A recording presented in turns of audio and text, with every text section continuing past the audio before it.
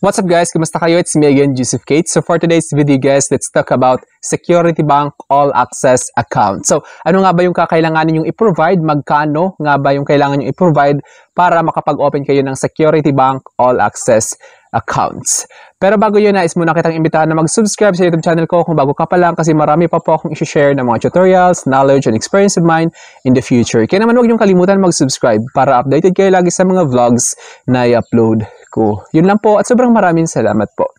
So ito guys, as you can see, Security Bank, get the most out of banking like Solen. So currently kasi guys, si Solen Yusuf yung ambassador nila. So by the time come, the future will come, mapapalitan si Solen Yusuf, so hindi na si Solen Yusuf yung ambassador nila.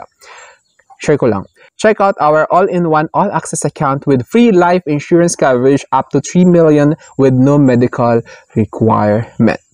So ito guys, as you can see, your all-in-one account comes with passbook, checkbook, and country's first 100% recycled debit card and free life insurance. So ito guys, comes with passbook na siya. Parang kasi nga 'di ba, all-in account na siya, all-in-one. So may passbook na kayo, may checkbook, may cheque kayo. Alam niyo yung cheque? So yun, the country's first 100% recycled debit card. So may debit card na rin kayo at may free insurance pa. Free life insurance of up to 3 million pesos. Don't worry, no medical required. You only need to open an all-access account and deposit 25,000 pesos. So ito yung kakailanganin yung amount guys kapag balak nyo mag-open ng Security Bank all-access account. 25,000 pesos siya. Application only takes 10 minutes. It's 100% online and you can also get your debit card and checking account in one day. So ito guys, nais ko lang i-advise sa'yo kapag first time ninyo mag-open ng Security Bank All Access account, mas maganda siguro mag-visit na lang kayo sa branch kasi marami kayong katanungan. So kapag may katanungan kayo, masasagot agad ng teller ni Security Bank. Pero ngayon kung knowledgeable enough naman kayo regarding Security Bank All Access account or any banking matters, pwede na kayo mag-online. Pero kung hindi kayo sure sa mga gagawin ninyo, much better to visit your nearest Security Bank branch para ma-assist kayo ng tama at maayos. Talagang matugunan yung mga inquiries ninyo. So ito guys, ito yung debit card ni Security Bank. Ayan, nakikita nyo, your All Access account comes with 100% recycled PVC debit card. So ito yung debit card guys. Ang cute niya, tignan. Recycled siya. Card and accounts bundle. Start saving and build your credit score with a secured credit card. So ito naman guys, may ino-offer din sa Security Bank. I-share ko na lang din guys para naman at least aware kayo na may iba pang account si Security Bank. Hindi lang siya all access account ang meron sila. Pwede din kayong mag-open, comes with savings account and credit card. Secured credit card siya. Of course, it comes with certain amount para ma-open itong bundle na ino-offer nila. So ngayon guys, choose how you want to save. So meron din silang Money Builder Savings Account, a higher yielding account that has flexible terms. Interest rate that's 5 times higher than other regular savings account. So opening balance niya is 10,000 lang, then yung maintaining balance niya is 10,000 then compared to all access account, 25,000 yun. USD savings, para lang maging aware kayo, comes with passbook, make or receive dollar payments, opening balance is $500 then maintaining balance is $500. A secure savings account, save and earn up to 3% rate, open up to 10 accounts, earn higher interest rates, opening balance is 500 pesos, maximum 1 withdrawal per month to avail the interest rate. Then ito na ngayon yung all access account guys. Ito na yung topic talaga natin. Share ko lang yung ibang account ni Security Bank. Ngayon, focus natin is yung all access account. A savings and checking account in one. Free life insurance up to 3 million. Tulad na sabi ko kanina. Checkbook, passbook, and PVC debit card. Yung maintaining balance nito guys, nitong all access account ni Security Bank is 25,000 pesos. Wag na wag niyong hahayaan na bumaba sa 25,000 kasi kakainin at kakainin yung balance niyo.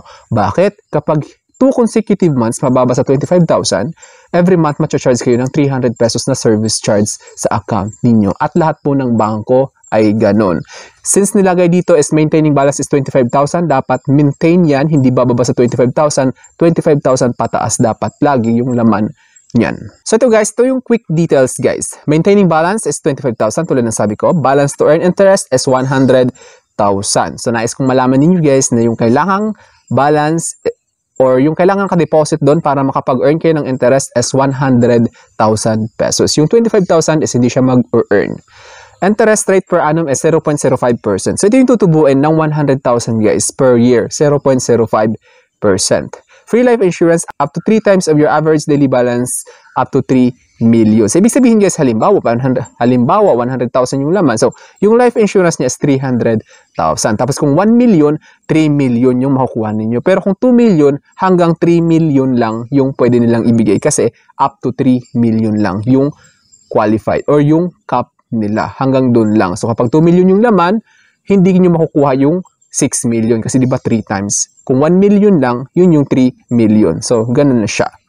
Earn this rate for an average daily balance of 100,000 and above. So, yung requirements guys ngayon, let's talk about requirements in opening Security Bank All Access account.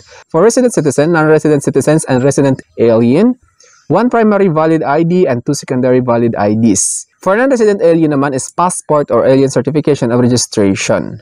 Then, how to open an account? So, ngayon guys, pag-uusapan natin kung paano nga ba mag-open ng account sa Security Bank All Access account. Complete the online account opening form. Wait for your account details and approval, which will be sent to your email within 48 hours. So, kapag online ito guys, tulad ng sabi ko, kung hindi kayo familiar online, much better to visit nearest Security Bank branch. Make an initial deposit to your new account using one of the following methods. Online via bank or e-wallet fund transfer. Pwede nyo pasukan yung account number na yon. Kapag nag-open kayo online, may bibigyan kayo ng account number, pwede nyo nang lagyan ng pera yon via GCash, Maya, from other banks, BDO, BPI. From doon, pwede nyo pasukan yung account number na yon. In person via ATM cash deposit machine or over-the-counter transaction at your nearest Security Bank branch. So ngayon guys, dapo tayo sa frequently asked questions. What is an all-access account? The all-access account is savings and checking account in one. It allows you to choose whether you want a checkbook, passbook, ganyan. So lahat ito guys makukuha nyo. Who can open an all-access account? All individual clients can open an all-access account and must fill up the maintaining balance of 25 and must fulfill the maintaining balance of 25,000 pesos.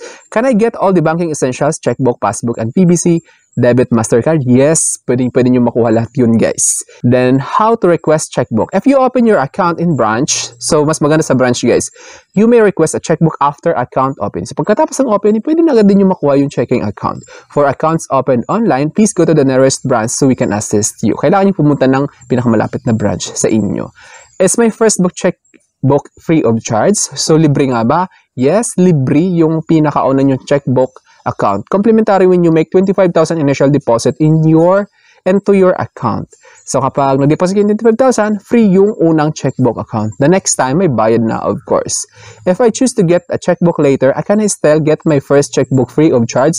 Ang sagot ay hindi. So, kapag pinagpaliban nyo muna yung checkbook ninyo, may bayad na siya, guys. Kapag kinuha nyo agad after mag-deposit ng 25,000, libre yung checkbook account ninyo. So, ano nga ba yung gagawin nyo kapag nawala yung MasterCard debit card ninyo ni Security Bank? Immediately inform us the lost stolen privilege card by calling the customer service. Ayun yung customer service, guys. Tatawagan nyo yan para i-report yung nangyari for replacement. At may bayad siya, guys, na 300 pesos per replacement. So, sana aware kayo doon para hindi kayo magulat na may charge pala yung Security Bank debit card, MasterCard, 300 pesos. So, I think that's all for now. Thank you so much for watching, guys. Don't forget to subscribe for more videos. It's me again, Joseph Kate, that says we don't have cash because we go for cashless transactions. Bye-bye!